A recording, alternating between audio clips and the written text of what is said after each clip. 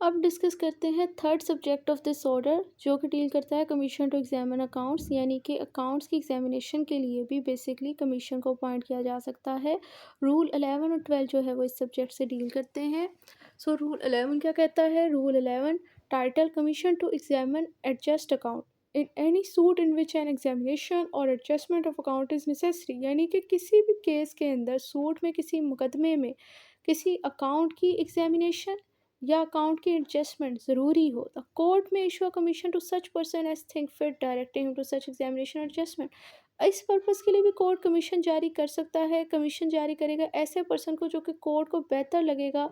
इस पर्पज़ के लिए, मतलब अकाउंट की एडजस्टमेंट और एग्जामिनेशन के लिए उस पर्सन को वो कमीशन जारी कर देगी, साथ में उसे डायरेक्शन दे देगी कि आपने एग्जामिनेशन और एडजस्टमेंट करनी है। Rule 12 court to give commissioner necessary instruction, कि कोर्ट जो है वो कमिश्नर को अब नेसेसरी इंस्ट्रक्शन देगी। वो कह रहे हैं कि the court shall furnish the commissioner with such part of the proceeding and such instruction as appear necessary and the instruction shall, कह रहे हैं कोर्ट जो है ना वो बेसिकली वो इंस्ट्रक्शन या वो पार्ट ऑफ प्रोसीडिंग उसे डायरेक्ट करेगी जो उसे बेहतर लगेगी। जिस पर्सन को वो कमिश्नर अपॉइंट करे ना, वो उसे कह देगी कि फ़लाँ फ़लाँ काम आपने करना है, ये वो उसे इंस्ट्रक्शन बाकायदा दे देगी। And the instruction shall distinctly specify whether the commissioner is merely to transmit the proceeding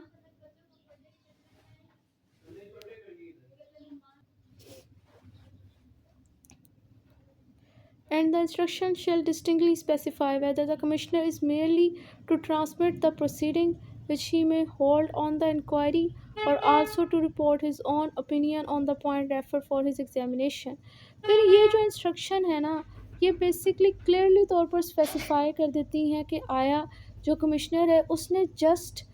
inquiry करनी है जिस मैटर के लिए उसे एक ऐसा कमिश्नर अपॉइंट किया गया है, या फिर इसने जो पॉइंट उसे एग्जामिनेशन में रेफ़र किए गए हैं उस पॉइंट्स पर अपने ओपिनियन की रिपोर्ट वगैरह भी देनी है। ये इंस्ट्रक्शन देने का बेसिकली फ़ायदा होता है, उसे स्पेसिफाई कर देती हैं कि व्हाट अथॉरिटी यू हैव, मसलन उसे बता देती हैं कि आपको क्या हम लोग डेलीगेशन जिस क्या अथॉरिटी हम आपको दे रहे हैं। Sub rule 2 proceeding and report to be evidence court में direct further inquiry, the proceeding and report if any of the commissioner shall be evidence in the suit. वो कह रहे हैं कि अब जो भी ज़ाहिर सी बात है उसको ये फंक्शन जो असाइन किया गया था कि आपने अकाउंट की एग्जामिनेशन एडजस्टमेंट के हवाले से इंक्वायरी इन्वेस्टिगेशन प्रोसीडिंग करनी है, तो वो कह रहे हैं जो उसने प्रोसीडिंग की है और जो फिर उसने रिपोर्ट बनानी है उसके ऊपर वो जो है ना सूट के अंदर एविडेंस का दर्जा रखेगी, उसे एविडेंस कंसीडर किया जाएगा। लेकिन कोर्ट अगर किसी वजूहत से डिससेटिस्फाई है विद देम, यानी वो प्रोसीडिंग से और रिपोर्ट दोनों से डिससेटिस्फाई है, तो वो और डायरेक्शन दे सकता है कि भाई फर्दर इंक्वायरी की जाए। ऐसा करने के लिए कोर्ट कह सकती है। सो अगर इसको भी समरी की सूरत में समराइज़ करें तो ये मैटर ये है कि अकाउंट की एग्जामिनेशन के लिए कोर्ट कमीशन जारी कर सकती है। मतलब अगर किसी केस के अंदर ये रिक्वायरमेंट हो कि भाई for the purpose of account की एग्जामिनेशन ज़रूरी हो, क्योंकि मसला ये है कि कोई हेरा फेरी हुई है अकाउंट्स के अंदर, कोई आप लोगों ने कोई बेईमानी की है फंड्स की,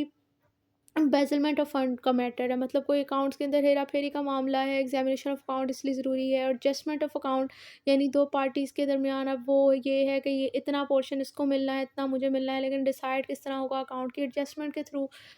तो अगर इस तरह के मैटर हैं किसी की केस के अंदर, तो इस पर्पज़ के लिए भी कोर्ट कमीशन जारी कर सकती है। अब ऐसे पर्सन को इस पर्पज़ के लिए कमिश्नर अपॉइंट करेगी जो कि उसे बेहतर लगेगा। अब जिस पर्सन को उसने अपॉइंट करना है साथ ही उसने उस कमीशन जो के ऑर्डर में उसे कि इंस्ट्रक्शन भी दे देनी है कि क्या फ़ंक्शन आपने परफ़ॉर्म करने हैं। उस इंस्ट्रक्शन में बेसिकली क्लियरली उसे स्पेसिफ़ाई कर दिया जाएगा कि कौन से फ़ंक्शन, कौन सी प्रोसीडिंग आप कर सकते हो, कौन सी इंक्वायरी आप कर सकते हो, और साथ में उसे बता देगा कि क्या आप जो जिन मैटर के बारे में आपको इंक्वायरी करने का राइट दे रही हूँ, आप उन मैटर्स के हवाले से अपना कोई ओपिनियन दे सकते हो, मतलब जो रिपोर्ट बनाओगे उन मैटर्स पर अपना कोई ओपिनियन दे सकते हो, ये सारी चीज़ें स्पेसिफाई कर देंगे। अब जो भी उस कमीशन के ऊपर वो फंक्शन परफॉर्म करता है कमिश्नर, जो प्रोसीडिंग वो करता है, जो वो रिपोर्ट बनाता है, वो किसी केस के अंदर सूट में एविडेंस का दर्जा रखती हैं। लेकिन अगर कोर्ट डिससेटिस्फाई है उसकी प्रोसीडिंग या रिपोर्ट से, तो वो फर्दर इंक्वायरी करने का भी ऑर्डर दे सकती है। It's discretion on the court, description of the course. I hope ये पॉइंट भी आपको क्लियर हो गए होंगे। नेक्स्ट आ जाते हैं जी, इसका फोर्थ सब्जेक्ट जो है इस ऑर्डर का है कमीशन टू मेक पार्टीशन, यानी पार्टीशन के हवाले से भी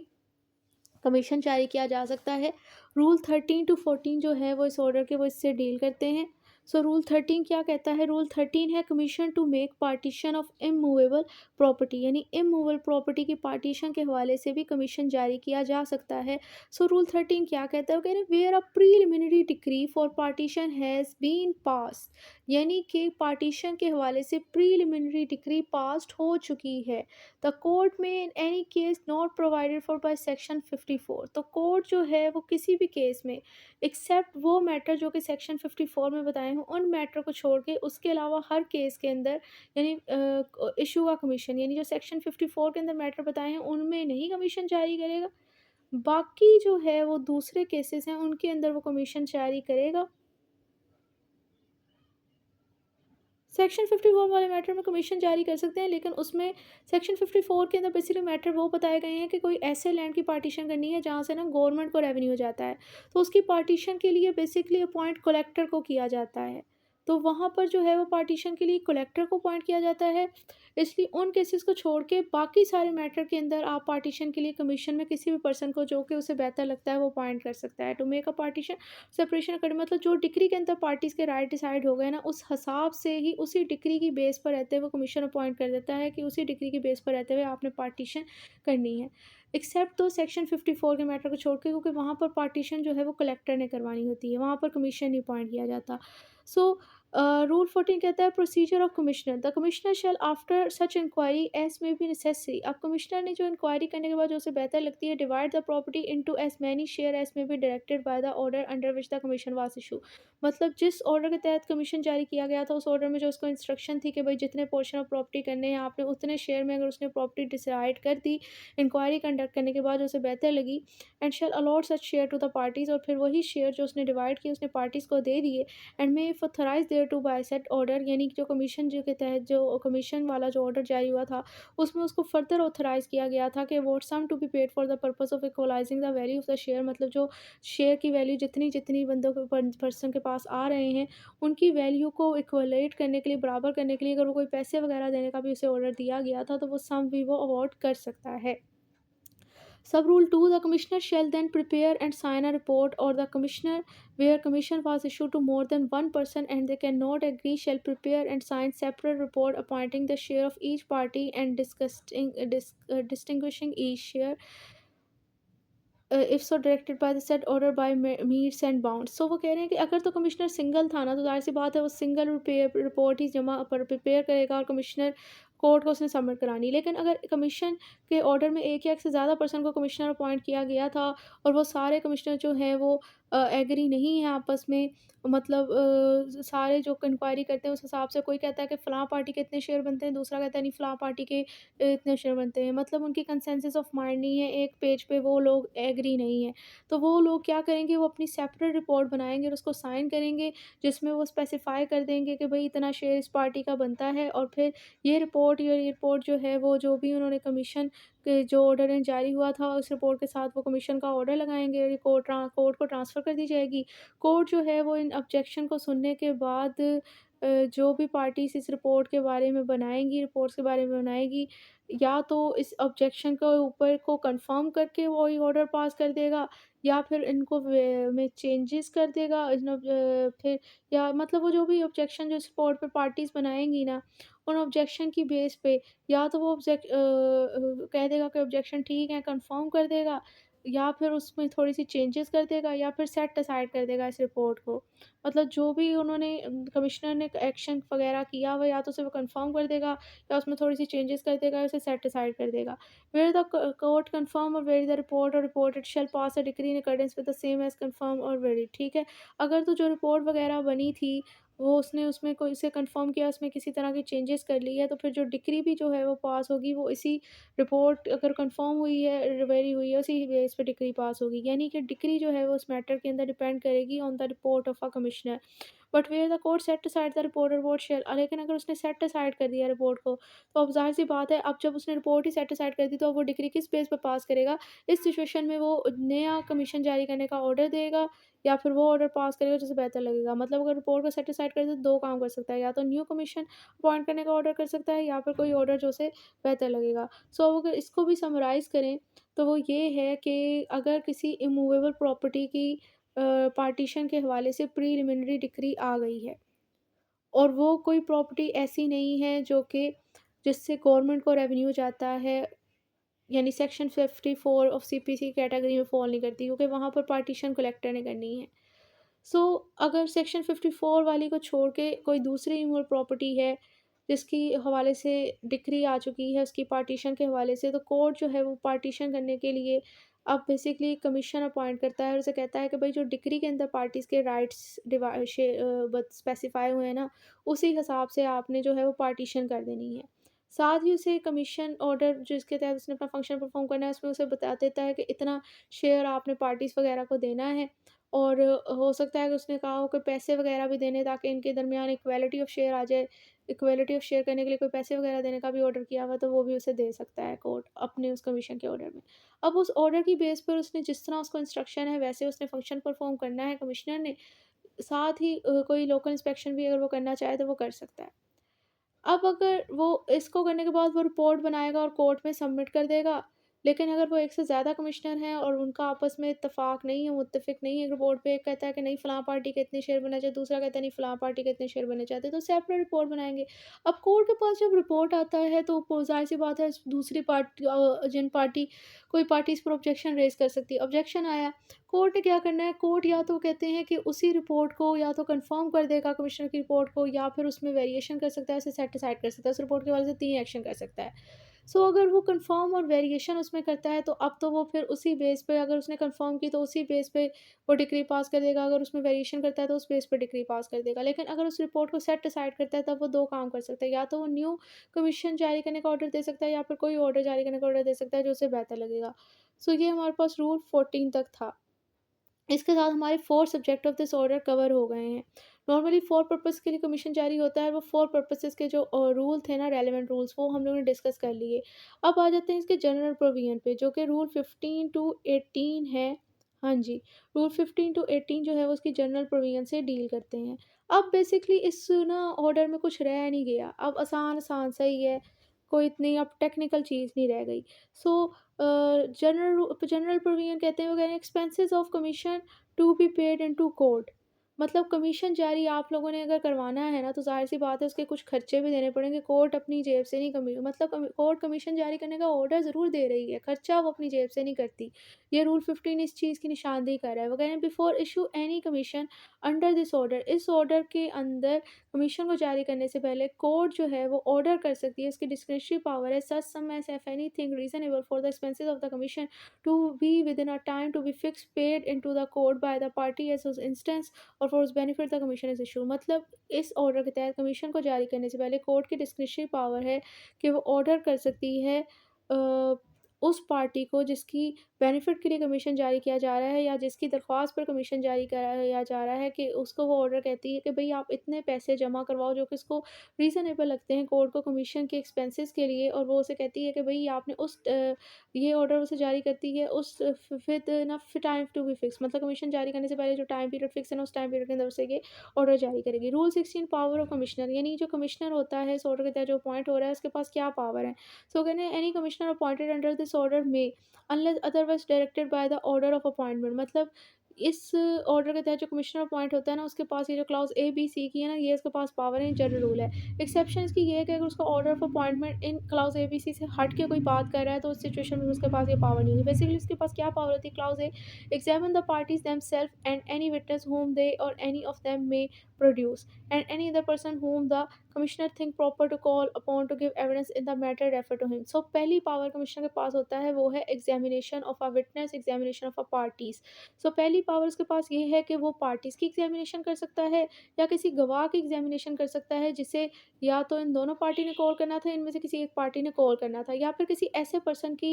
एग्जामिनेशन कर सकता है जो कि को कमिश्नर को बेहद लगता है कि इसको जो है वो जो मैटर रेफर्ड है ना सूट में, उस हवाले से एविडेंस कॉल देने के लिए इसको कॉल करना ज़रूरी है, तो ऐसे पर्सन की वो एग्जामिनेशन कर सकता है। सेकंड पावर इसके पास है call for examine document other thing relevant to the subject of the inquiry. मतलब जो केस के अंदर सब्जेक्ट ऑफ इंक्वायरी है उससे रिलेटेड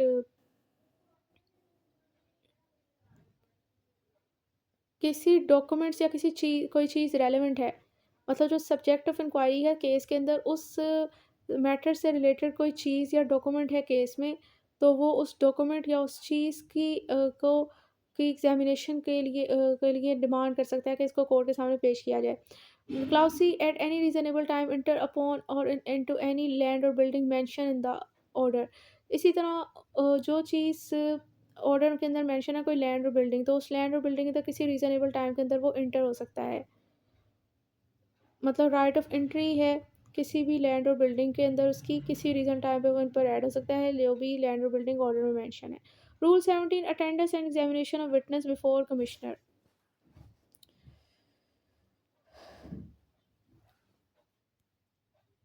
दो सब रूल हैं इसके। Sub rule 1, the provision of this code relating to the summoning attendance and examination of a witness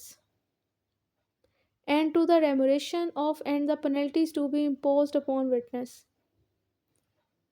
shall apply to the person required to give evidence or produce document under this order whether the commission। अच्छा इधर ही अभी एक दफ़ा के लिए skip कर दें, इस इतनी लाइन को ही समझ लें तो फिर नेक्स्ट चलते हैं। वो कह रहे हैं कि इस कोड की जो प्रोविजन है ना, जो कि रिलेटेड है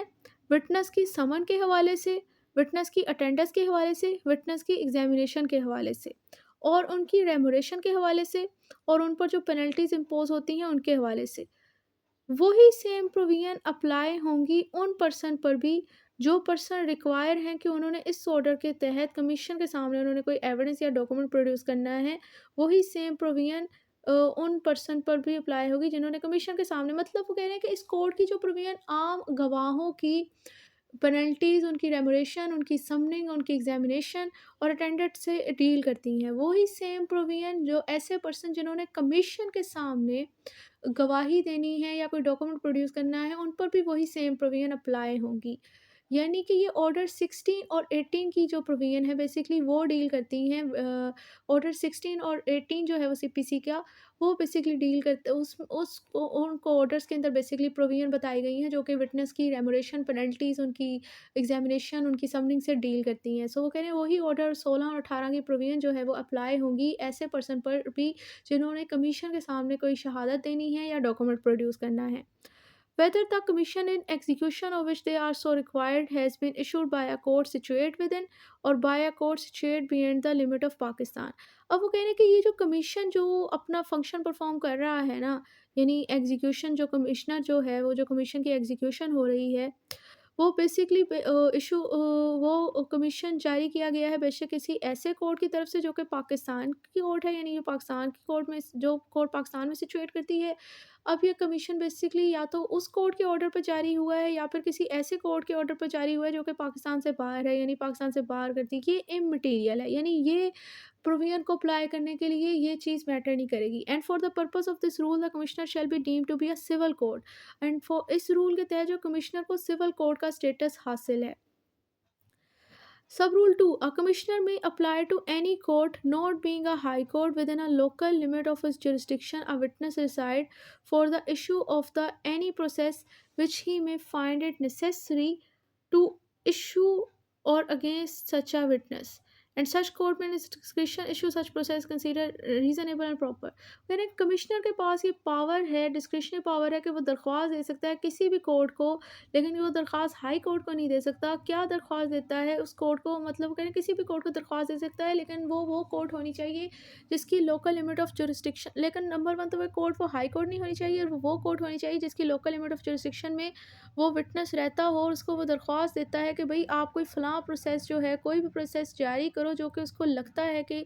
ज़रूरी है इस पर्सन के अगेंस्ट जारी करना। और फिर जिस कोर्ट को ये दरख्वास्त दी जा रही है वो भी अगर उसे रीज़नेबल लगेगा तो वो अपने डिस्क्रिप्शन में प्रोसेस इसके अगेंस्ट जारी कर सकती है कमिश्नर की रिक्वेस्ट पे। नेक्स्ट है rule 18, parties to appear before commissioner. दो सब रूल हैं इसके। ओके, वो कह रहे हैं जब इस ऑर्डर के तहत कमीशन जारी हो जाएगा ना तो कोर्ट के ऊपर ऑब्लिगेशन है कि पार्टीज़ ऑफ द सूट को डायरेक्शन देगा कि वो कमिश्नर के सामने अपेयर हो सकती हैं। अब अपेयरेंस के हवाले से उनके पास 3 ऑप्शन है कि आया वो पर्सनली भी हो सकती हैं, अपने एजेंट के थ्रू भी हो सकती हैं और अपने प्लीडर के थ्रू भी हो सकती हैं। तो जैसे हम लोगों ने कहा कि भाई इसका जो है वो सिविल कोर्ट का स्टेटस है कमिश्नर का, तो हम ऑर्डर 3 के अंदर भी यही बताया गया था कि जब पार्टीज़ ऑफ द सूट जो हैं वो कोर्ट के अंदर आया खुद पर्सनली अपीयर हो सकती हैं, अपने प्लीडर के थ्रू अपीयर हो सकती हैं या रिकॉग्नाइज्ड एजेंट के थ्रू अपीयर हो सकती हैं। आई गेस ऑर्डर 3 रूल 1 इससे डील करता था। तो जब कमिश्नर का भी सिविल कोर्ट का स्टेटस है, तो जब पार्टीज़ ने इसके सामने भी उनके पास वही अपीयरेंस के हवाले से 3 ऑप्शन है कि वो पर्सनली भी अपीयर हो सकती हैं, अपने एजेंट के थ्रू भी अपीयर हो सकती हैं और अपने वकीलों के थ्रू भी अपीयर हो सकती हैं। सब रूल 2 वेयर ऑल और any of the parties does not appear the commissioner में प्रोसीड इन देयर एब्सेंस। और अगर तमाम पार्टीज या इनमें से कोई एक नहीं आएगी, कमिश्नर जो है उनकी गैर मौजूदगी में प्रोसीडिंग को कंटिन्यू रखेगा, कर सकता है, description of the commissioner. Next अब आपके पास लास्ट सब्जेक्ट रह गया है इस ऑर्डर का, और टोटल लास्ट 3 रूल्स ही रह गए हैं, उसके बाद हमारे ऑर्डर कंप्लीट हो जाएगा। वो ये डील करता है portion commission issue at the instance of foreign tribunal, यानी जब फॉरेन ट्रिब्यूनल्स की रिक्वेस्ट के ऊपर कमीशन को जारी किया जाता है, यानी फॉरेन कोर्ट की रिक्वेस्ट पर जो कमीशन को जारी किया। अब यहाँ पर इनकी रिक्वेस्ट पर ना बेसिकली हाई कोर्ट ने कमीशन को जारी करना होता है। सो वो कह रहे हैं कि रूल 90 कहता है केसेस इन हाई कोर्ट में issue commission to examine witness, मतलब वो कौन से सिनेरियो है जब high court for the purpose of examination witness commission जारी करती है। Sub rule 1 if a high court is satisfy, वो कह रहे हैं हाई कोर्ट सेटिस्फाई हो रही है, clause a that a foreign court situated in a foreign country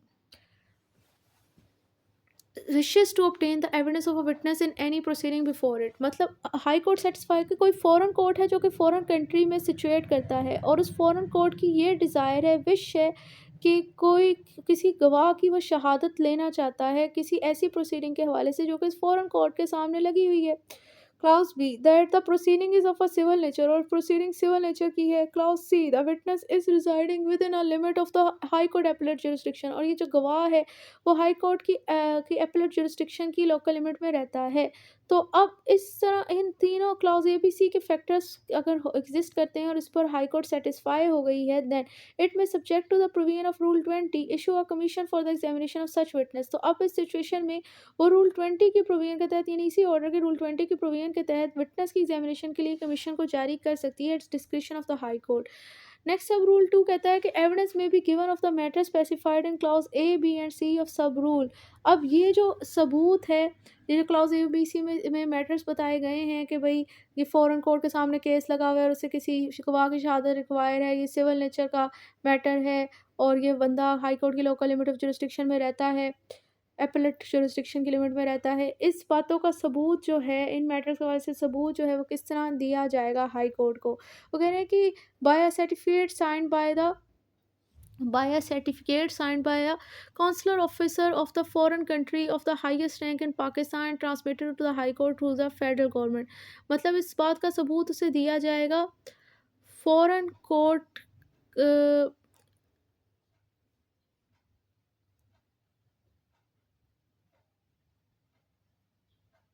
ठीक है, इस बात का से सबूत दिया जाएगा जो फॉरेन कंट्री का काउंसलर ऑफिसर का साइन शुदा सर्टिफिकेट जाएगा फेडरल गवर्नमेंट की तरफ से हाई कोर्ट को, इस तरह। और by letter of request issue by foreign court and transmitted to the high court through the, इसी तरह फॉरेन कोर्ट का जो है वो letter of request federal government के थ्रू हाई कोर्ट को ट्रांसफ़र करवाया जाएगा। और और इसी तरह by letter of request issue by the foreign court and produce before the high court by a party of the proceeding, मतलब जो पार्टी ऑफ प्रोसीडिंग है ना जो फॉरेन कोर्ट के सामने, फॉरेन कोर्ट का जो लेटर ऑफ रिक्वेस्ट है जारी करवाया जाएगा पार्टी ऑफ द प्रोसीडिंग के थ्रू, मतलब जो फॉरेन कोर्ट में जो पार्टी ऑफ प्रोसीडिंग है वो फॉरेन कोर्ट का लेटर ऑफ रिक्वेस्ट जो है वो हाई कोर्ट के सामने प्रोड्यूस करेंगे। अगर ये इस इन जो क्लाउज ए बी सी के अंदर जो एविडेंस है जिस पर वो सेटिस्फाई होकर कमीशन जारी करने का हाई कोर्ट ऑर्डर दे रही है, उनका एविडेंस इसको इस तरह प्रोवाइड किया जाएगा। नेक्स्ट है rule 20 application for commission, the high court में issue a commission under rule 19, यानी हाई कोर्ट जो है रूल 90 के तहत कमीशन जारी कर सकती है, कब? Upon application by a party to the proceeding before the foreign court, अगर जो पार्टी ऑफ द प्रोसीडिंग जो है फॉरेन कोर्ट के सामने उसकी दरख्वास्त के ऊपर वो कमीशन जारी करने का ऑर्डर दे सकती है। Upon an application by the law officer of the provincial government acting under the instruction from the provincial government, इसी तरह जो प्रोविशनल गवर्नमेंट का लॉ ऑफिसर है उसकी दरख्वास्त पर जो कि प्रोविशनल गवर्नमेंट की इंस्ट्रक्शन के तहत ही काम कर रहा है तो उसके ऊपर भी वो कमीशन जारी करने का ऑर्डर दे सकती है। नेक्स्ट है रूल 21 टू होम कमीशन में भी इशूड,